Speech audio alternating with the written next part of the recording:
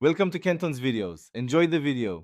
In this video, I will explain how to connect your Nissan Versa Bluetooth. First, make sure your vehicle is safely parked. Then, turn on your Versa and locate the display screen. Navigate to the Settings menu, which is usually found on the main screen. From there, select the Bluetooth option to begin the pairing process.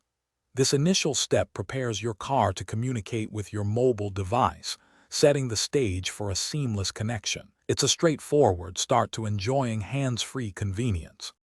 Now that your Versa is ready, grab your mobile phone. Go into your phone settings and make sure Bluetooth is turned on. Your phone will then start searching for nearby devices.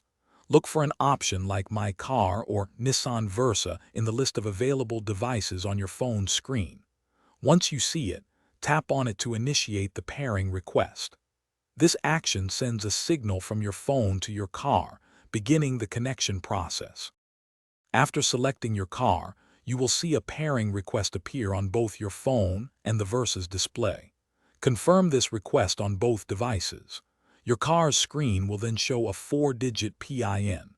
Carefully enter this exact number into your phone when prompted.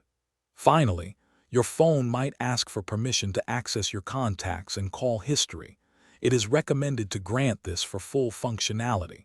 This ensures your car can display caller information. Congratulations! Your Nissan Versa is now connected to your phone via Bluetooth.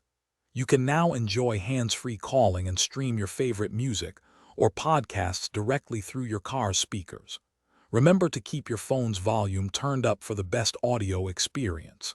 If you ever encounter any connection issues, a simple restart of both your phone and your car's infotainment system often resolves them. Enjoy your connected driving experience. Thanks for watching. Consider subscribing if we helped you.